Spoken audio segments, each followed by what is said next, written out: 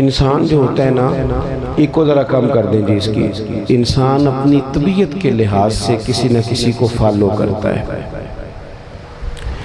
اس کا مزاج ہے۔ ہم جو لفظ بولتے ہیں نا، جو ہماری زبانوں پہ جملے ہوتے ہیں، وہ بھی ہم نے سنے ہوتے ہیں، پہلے ہمارے کانوں سے ٹکرائے ہوتے ہیں، پھر وہ ہماری زبان پر جاری ہوتے ہیں۔ آپ دیکھ لیں کہ جو لوگ پنجاب میں رہنے والے ہیں، انہیں پنجابی سیکھنی نہیں پڑتی،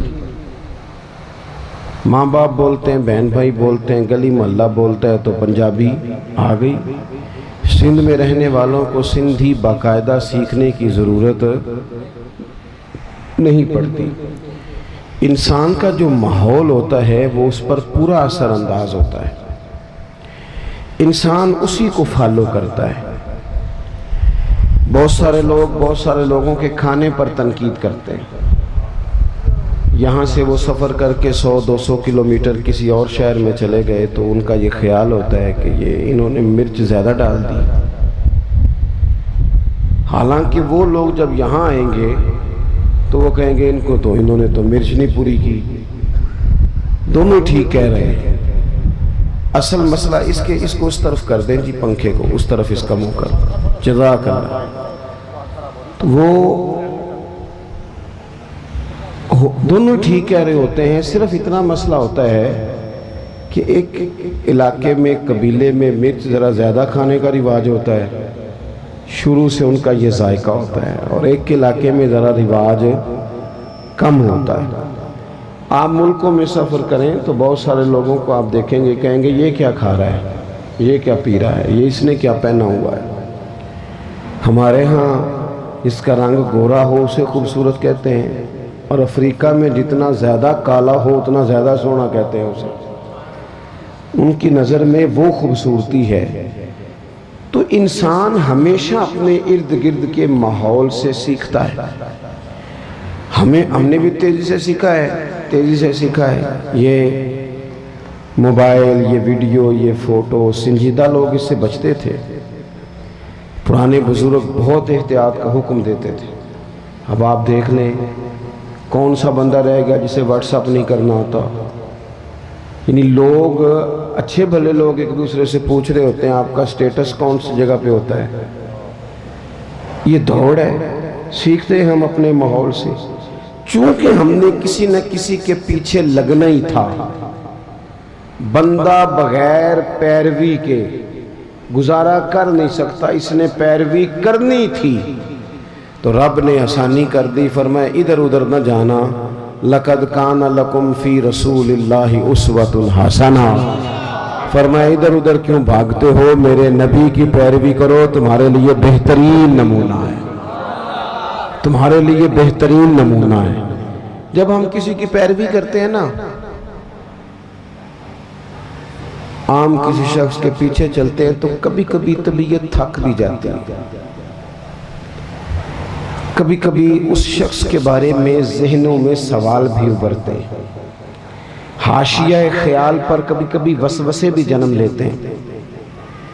جب ہم کسی عام آدمی کے پیچھے چلتے ہیں تو کئی دفعہ بہت سارے چیزوں کی وضاحت چاہتے ہیں، یہ آپ نے کیا تو حکمت بتائیے۔ میرے رسول پاک علیہ السلام کی وہ ذات گرامی ہے کہ جو محبوب کے پیچھے چلتا گیا ہے، چلتا ہی گیا ہے، چلتا ہی گیا ہے، دن گزرتے گئے ہیں تو محبتوں میں اضافہ ہوتا گیا ہے، پیار بڑھتا گیا۔ جو زیادہ قریب رہنے والے تھے نا، ہمارے ہاں زیادہ قریب رہنے والے کئی دفعہ زیادہ مؤدب نہیں ہوتے، لیکن سب سے زیادہ قریب حضرت صدیق اکبر رہتے تھے، اور سب سے بڑھ کر ادب بھی وہی کرتے تھے رضی اللہ تعالی عنہ۔ پھر یہ ہوتا ہے کہ جب آپ کسی عام آدمی کی پیروی کرتے ہیں، میں نے گزارش کی تھی مائک والے دوست سے کہ ان کو کم کر دیں اگر آسانی ہو تو، جب ہم کسی عام آدمی کی پیروی کرتے ہیں تو کبھی کبھی ہمیں افسوس بھی کرنا پڑتا ہے۔ بہت سارے لوگوں نے بہت سارے لوگوں کے ساتھ اپنا تعلق بنایا، لیکن کچھ عرصے کے بعد انہیں محسوس ہوا کہ فلانی جگہ پہ تو معاملہ اور تھا۔ خیر ہمارے ملک میں یہ کوئی پریشانی نہیں، یہاں خیر ہے، یہاں لوگ پہلے 5 سال ڈھٹائی سے ٹی وی پہ بیٹھ کے ایک سیاسی جماعت کا دفاع کرتے ہیں، اگلے 5 سال دوسری کا شروع کر دیتے ہیں، اور ڈھٹائی کے ساتھ، دلیری کے ساتھ۔ آپ ان سے کہیں کہ آپ پہلے تو وہاں تھے، تو کہتے ہیں اس وقت بھی میں ٹھیک ہی تھا، آج بھی میں ٹھیک ہوں۔ ایسا ظلم ہے۔ اور عوام بیچاری، زیادتی بیسیکلی ان لوگوں کی ہوتی ہے جو جذباتی ووٹر سپورٹر ہو جاتے ہیں۔ آپ کو پتہ ہے اس وقت قوم کی حالت کیا ہے؟ اس وقت غریب آدمی جو ہے نا بیچارہ، اس کے لیے 2 وقت کی روٹی اور ضروریات زندگی مشکل کر دی گئی ہیں، اور ہر بندہ دکھ سنا نہیں سکتا۔ کچھ لوگوں کی طبیعت ایسی نہیں ہوتی کہ وہ روئیں۔ امیر لوگ جو ہوتے ہیں ان کو تو مہنگائی فائدہ دیتی ہے، جو کاروباری وہ تو چیزیں سنگل لی تھی وہ ڈبل ہو گئیں، ان کا تو ڈبل ریٹ لگ گیا، لیکن غریب کی مزدوری میں اضافہ نہیں ہوتا، حالات بگڑتے ہیں۔ لیکن ہمارا حال یہ ہے کہ ہماری کاریں اللہ نے دی تھیں اپنے فضل سے، لیکن وہ کار، وہ کوٹھی، وہ بنگلہ، وہ ڈیرا، وہ کار کبھی کسی غریب کو ہسپتال لے جانے کے کام تو نہیں آتی، لیکن کوئی سیاسی جلسہ ہو تو پھر وہ نکل آتی ہے باہر، پھر اس پجاروں پہ جھنڈا لگ جاتا ہے۔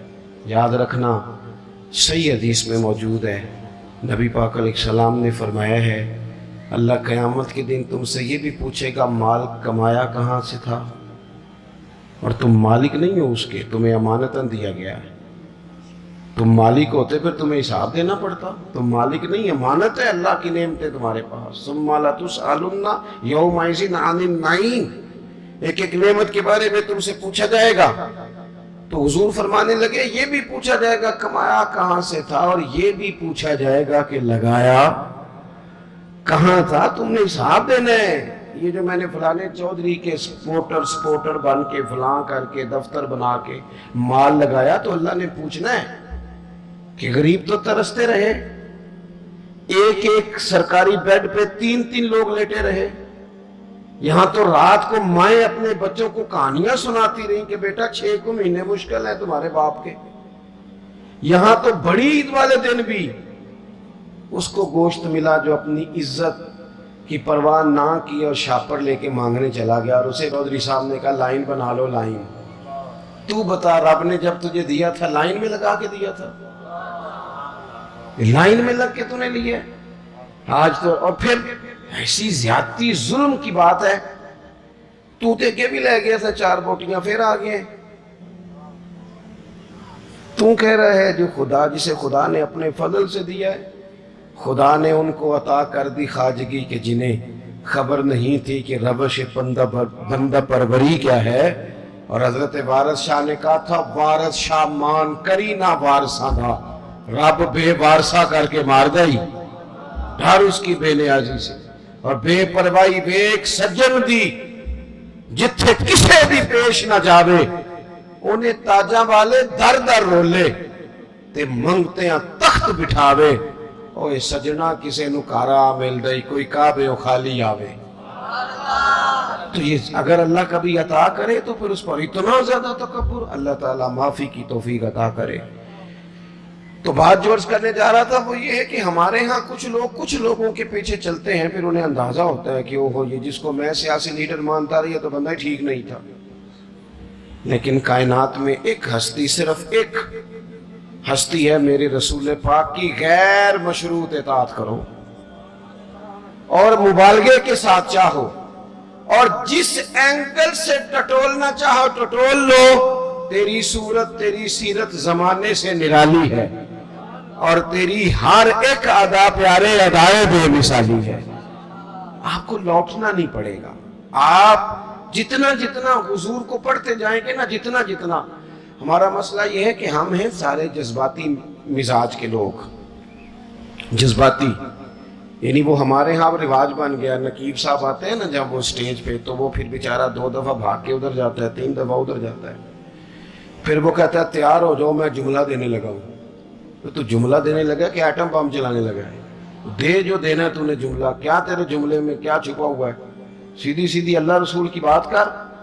اور پھر جملہ دینے سے بہتر تھا تو ہمیں قرآن پاک کی کوئی آیت دیتا، تو حضور کا کوئی فرمان دیتا، یہ کیا بھاگ دوڑ مچائی ہوئی ہے بلا وجہ کی. اور جناب وہ نعت خاں صاحب ہیں تو وہ بھی کہتے ہیں کہ جب تک سارے نہ سبحان اللہ کہیں اور جب تک پچھلے بھی نہ زور لگائیں اور جب تک شمال جنوب والے نہ بول پڑے مجھے ذائقہ نہیں آتا. بھئی تو نے تو 40,000 لیا, یہ تو مفت آئے ہیں سارے, تو زور لگا جس نے مال لیا ہے. اللہ تعالیٰ سمجھ عطا کرے. تو ہمارے ہاں یہ ہے جذباتی چیزیں. کاش ہمارا مزاج ہوتا کہ ہم ہر آنے والے سے کہتے ایک باب حضور کی سیرت کا بیان کرو, کوئی ایک پہلو پر ہمیں بتاؤ پورے میلاد شریف کے مہینے میں کہ ہمارے محبوب کا طریقہ کیا ہے. ہماری طبیعت ہوتی کہ ہر جمعے میں اگر ہم شوق پیدا کر لیں نا جمعے میں وقت پہ جائیں, تو میری طرح کا نکمہ مولوی بھی ہو تو وہ تیاری کرنے لگ جائے گا. لیکن ہم جاتے ہی نہیں, ہم تو آخری 10 منٹ میں جائیں گے تو وہ بھی 10 منٹ کی تیاری کرے گا, پہلے دیواروں کو سنانا ہے اس نے. جب تک ہم حضور کی مکمل سیرت کو نہیں پڑھتے, سیرت عالیہ کا پورا مطالعہ نہیں کرتے, جئیں گے تو صحیح پر جینے میں مزہ نہیں آئے گا.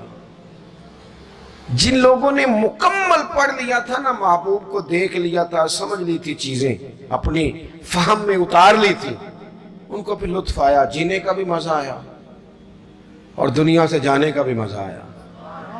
وہ لوگ جب دنیا سے جاتے تھے نا, صحابہ اور اہل بیت, تو وہ رو رو کے نہیں جاتے تھے.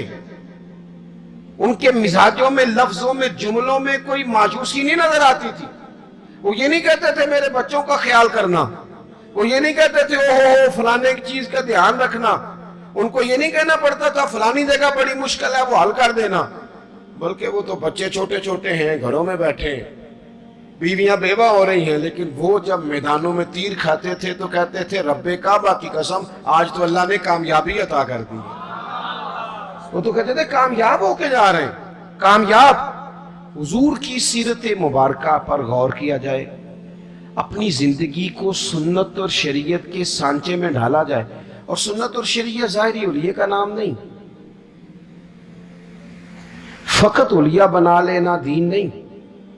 فقط آپ کی توجہ ہے میری بات پر؟ اور بعض لوگ میری طرح پگڑی داڑھی والے ہو جاتے ہیں تو وہ سمجھتے ہیں میں نے کل دین اختیار کر لیا ہے. اس سے بھی ہمیں بچنا ہے. نبی پاک علیہ السلام کا جو سب سے پہلا تعارف ہے نا, وہ تو صادق اور امین ہونے کا ہے. تو دیکھا تو یہ جائے گا تو سچ کتنا بولتا ہے. تیری سنت اور شریعت اور حضور کے دین پر چلنے کا آغاز تو یہاں سے ہوگا کہ تو دیانتدار کتنا ہے. تیرے ساتھ اگر کوئی مالی لین دین کرتا ہے تو تیرے اندر صفائی کتنی ہے. بات یہاں سے. میرے پیر بھائی آئے ہوئے تھے تھوڑے دن پہلے کافی سارے, تو میں ان کو کہہ رہا تھا کہ یاد رکھنا اگر تمہارا لوگوں سے لین دین ٹھیک ہوگا نا, بیوی کو ڈانٹو گے نہیں, گالی نہیں دو گے, تو خود بخود سمجھ آ جائے گی کہ پیر صاحب تربیت ٹھیک کر رہے ہیں. اور اگر میری کرامت ہی سناؤ گے نا گھر جا کے, اور کوئی پابندی نہیں, کوئی اخلاق کا پتہ نہیں, تو پھر وہ صاف صاف کہے گی اے دسے تینوں تیرے پیرا نے. یہ سبق دیتے ہیں استاد جی. پھر نری کرامتیں سنانے سے تھوڑے کوئی مطمئن ہوتا ہے. عزیز, صرف ظاہری حلیہ نہیں, سب سے زیادہ ضروری ہے زبان کی سچائی, مال میں صداقت, صفائی. آپ لین دین کے پورے. ہمارے یہاں لوگ کہتے ہیں فلانے چودھری صاحب نے بیٹی کو حصہ نہیں دیا, تو میں کہتا ہوں جس کی 5 مربع زمین ہے اس کی بیٹی کا بھی حصہ بنتا ہے, اور جس کا 5 مرلے کا گھر ہے نا, پوچھ لینا مفتی صاحب سے, حصہ تو اس کا بھی بنتا تھا, تو اس نے کیوں نہیں دیا؟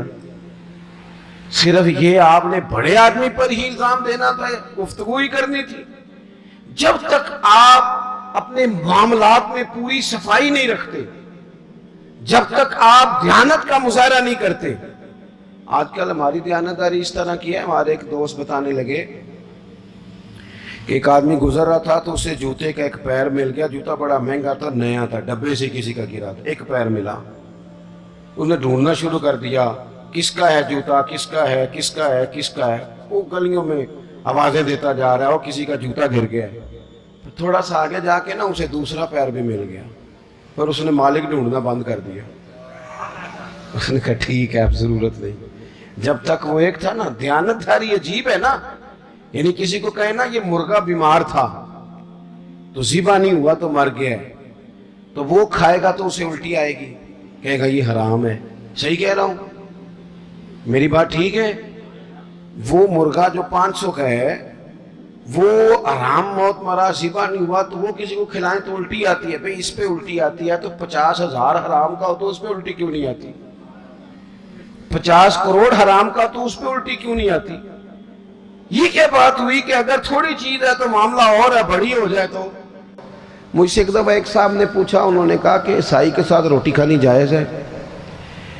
میں نے کہا یہ مسئلہ غریب عیسائیوں کے بارے میں پوچھتے ہو، اس کے ساتھ بھی ناجائز ہے، لیکن عیسائی اگر امریکہ کا صدر ہو تو اس کے ساتھ بھی ناجائز ہے. اگر آپ نے اس لیے کہ وہ مشرک ہے، ناپاک ہے، نجس ہے، اس سے آپ نے پرہیز کرنی ہے تو پھر اس وقت بھی مسئلے پوچھا کرو جب وزیر اعظم ہے، اس میں دعوت ہوتی ہے اور کئی مشیر مولوی بھی بیٹھے ہوتے ہیں بیچ میں، کئی منسٹر مولوی. اس وقت کبھی نہیں کسی نے مسئلہ پوچھا. کیا دین کا فتویٰ اس لیے ہے کہ غریب ہو تو فتویٰ اور ہے، امیر ہو تو مسئلہ اور ہے؟ تو اسوہ نور نبی پاک صلی اللہ علیہ وسلم کا یہ ہے، حضور کا اسوہ حسنہ یہ ہے کہ معاملات میں صفائی ہو، صداقت ہو، دیانت.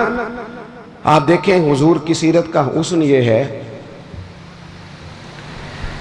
کہ ہجرت کی رات عرب کے لوگوں نے یہ طے کیا تھا کہ معاذ اللہ حضور کو شہید کرنا ہے، اور بڑے تیز تھے. عقل اللہ سب کو دیتا ہے لیکن بعض لوگ اپنی عقل سے منفی کام لیتے ہیں اور بعض مثبت لے لیتے ہیں. انہوں نے حضور کے کاشانہ نور کا گھیرا کیا تو عقل اس طرح لڑائی، کہنے لگے کہ ہر قبیلے کا ایک بندہ لیں، اس کو تلوار دیں. ہر قبیلے کا، سارے قبیلے مل کے جب حملہ کریں گے تو معاذ اللہ اگر حضور کو شہید کرنے میں کامیاب ہو جاتے ہیں تو پھر کسی ایک قبیلے پر الزام نہیں آئے گا. میری بات کی سمجھ آ رہی ہے آپ کو؟ اور اگر بنو ہاشم بدلہ بھی لینا چاہیں گے تو پھر وہ ایک قبیلے سے ٹکر لیں گے، دو سے لیں گے، سب سے کیسے لیں گے؟ اس طریقے کے ساتھ انہوں نے حضور کے کاشانہ نور کا گھر کا محاصرہ کیا. اب یہ جو محاصرہ کرنے والے تھے نا، یہ تو شہید کرنے آئے تھے. اللہ کرے آپ زیادہ توجہ کریں میری بات پر. ایک دعا میں نے کرنی ہے، آپ نے آمین کہنا ہے. اللہ کرے یہ موبائل کی کال ذرا مہنگی ہو جائے. ہر شے مہنگی ہے، یہ سستی کر دی ہے. مجھے بہت سارے دوست کہتے ہیں آپ سے رابطہ کرنا ہوتا ہے تو نمبر کیوں نہیں ملتا؟ میں نے کہا اس لیے نہیں ملتا کہ اب تو لوگوں نے موبائل پکڑی ہاتھ میں لیا ہے، تو ایک منٹ کے اندر جب آپ کو 20 فون سننے پڑیں گے تو اور تو کوئی کام ہی نہیں کر سکیں گے آپ، کیونکہ اب تو موبائل جیب میں جاتا ہی نہیں. جب پکڑی ہاتھ میں لیا ہے تو پھر وہ نمبر بھی فٹافٹ ہی مل جاتا ہے، گنجائش ہی کوئی نہیں. اس لیے تھوڑا سا یہ اس کو دماغ پہ نہ سوار کریں، تھوڑا سا پیچھے کریں. کوئی چیزیں روحانی زندگی میں دخل اندازی دینے لگ جاتی ہیں. اگر یہ ذہن پہ سوار ہو گیا، یہ مزے سے نماز نہیں پڑھنے دے گا، یہ مزے سے تلاوت نہیں کرنے دے گا، یہ سوار رہے گا. فوراً میں نے دیکھا ہے سلام پھیر کے بندے جیب سے نکال لیتے ہیں، تو اس میں مشکل ہو جائے گی. بہرحال بات ختم کرنی ہے، 1-2 منٹ میں سمیٹنے لگا ہوں، آپ توجہ فرمائیں. سب لوگوں نے محاصرہ کیا ہوا ہے. خاص قابل غور نقطہ ہے کہ سب محاصرے میں حضور کو شہید کرنا چاہتے ہیں. اور نبی پاک کیا فرما رہے ہیں؟ حضور فرما رہے ہیں علی یہ امانتیں لے لو، لوگوں کی امانتیں، صبح واپس کر کے نا امانتیں تو مدینے آ جانا. یہ جن امانتوں کا نبی پاک بندوبست کر رہے تھے نا، محققین نے لکھا ہے ان میں سے ڈھیر ساری امانتیں ان لوگوں کی بھی تھیں جو باہر تلوار لے کے کھڑے تھے، ان کی بھی امانتیں حضور کے گھر میں. مجھے بتاؤ کسی بندے کوئی لوگ عمرے پہ جانے لگیں تو لوگ کہتے ہیں پہلے میرے پیسے دے. کرائے کا مکان والا بندہ جانے لگے تو لوگ کہتے ہیں بھائیا پہلا پیسے دے، تیرے سے پیسے لینے ہیں، تو کیسے جائے گا محلہ چھوڑ کے؟ تو جس شخص کو معاذ اللہ آپ قتل کرنے پہنچ گئے ہیں، جس شخصیت کو شہید کرنے کا ارادہ کر لیا، پیسے گھر میں پڑے. معنی کیا ہے؟ کہ ان کو بھی پتا تھا کہ یہ شہید کر بھی دیے گئے، اگر کسی وجہ سے ہم کامیاب بھی ہو گئے تو ہمارا پیسہ ضائع نہیں ہوگا. اور حضور کو بھی دیکھیں آپ، یہ حضور نے ہمیں سوچے دیے ہیں اسوہ حسنہ. میں نے کہا صرف ظاہری حلیے کا نام نہیں، سوچیں دیے ہیں حضور نے ہمیں. کہ نبی پاک صلی اللہ علیہ وسلم دیکھیں نا کتنا آسان ہے یہ ہمارے یہاں لفظ کہنا کہ مشکل آ گئی تھی لوگوں نے رہنے نہیں دیا چلے گئے، لیکن کریم نے اس ایمرجنسی کے عالم میں بھی جب پورا مکہ تلواریں لے کے سڑکوں پہ آ گیا ہے، وہاں بھی اگر حضور نے فکر کی ہے تو لوگوں کی امانتوں کی فکر کی ہے۔ اور قربان جائیں مولا علی سے بھی جب کسی نے پوچھا کبھی مزے سے بھی سوئے، کہا ہجرت کی رات ہی مزے سے سویا تھا۔ تو کہا جناب وہ تو خطرہ تھا، اگر وہ پردہ نہ اٹھاتے اور آپ پر اسی طرح حملہ کر دیتے تو حضرت علی کہنے لگے ایسے ہی کر دیتے، ساڈے نبی دی زبان ساڈے واسطے قرآن۔ حضور نے فرمایا تھا علی سو جا، سویرے امانتیں دے کے مدینے آ جانا۔ جب حضور نے کہا تھا سو بھی جا تو مجھے سمجھ آ گئی سوؤں گا بھی، جب کریم نے کہا سویرے اٹھنا ہے تو سمجھ آ گئی سویرے اٹھنا بھی ہے، جب کہا امانتیں دے دینا تو سمجھ آ گئی امانتیں دینی بھی ہیں، اور جب کہا تھا مدینے آ جانا تو سمجھ آ گئی جناب اسرائیل اتنی دیر نہیں آ سکتے جتنی دیر حضور کا مدینہ نہ آئے۔ جنوں ویکھ کے ٹھر دیاں آکھیاں نے تو جنوں ویکھ کے ٹھر دا سینہ ہے، ربا تیری ساری خدائی چیکی تے شہر مدینہ ہے، اور رب ہی جانے سونے محبوبہ تیرے شہر دیاں بھی کی لذتاں نے۔ ایک رون جنہاں نے ویکھیا نہیں تے ایک رون دوبارہ جاون نہیں، ایک رون جنہاں نے ویکھیا نہیں، ایک رون جنہاں نے ایک رون دوبارہ جاون۔ تو عزیز حضور نے وہاں بھی امانتوں کا خیال کیا، مزاج نہیں۔ آپ یقین کریں جھوٹ اور بددیانتی تو کھا گئی لوگوں کو۔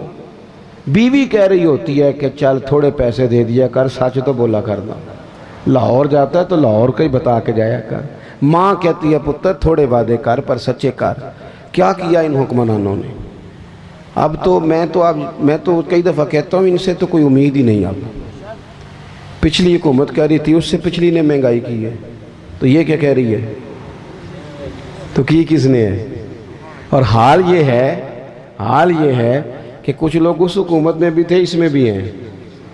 ایک دفعہ ایک دانشور کہتے ہیں میں نے ایک آدمی سے پوچھا تو ہر سیاسی پارٹی میں مل جاتا ہے، تیری پارٹی ہے کون سی؟ کہنے لگا تینوں اجے بھی نہیں سمجھ آئی، میری وہ پارٹی ہے جس کی حکومت ہوتی ہے، اور جس کی بھی ہو وہ ہماری ہوئی ہے۔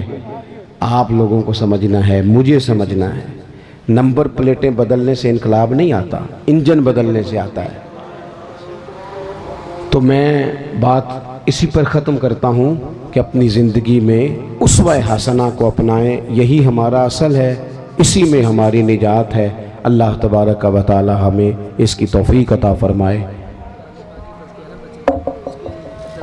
جی لائیں جی اس کو، بچے کو لائیں جی، اس کی دستار کریں، اور پھر سلام ہوگا اور مفتی صاحب دعا فرمائیں گے۔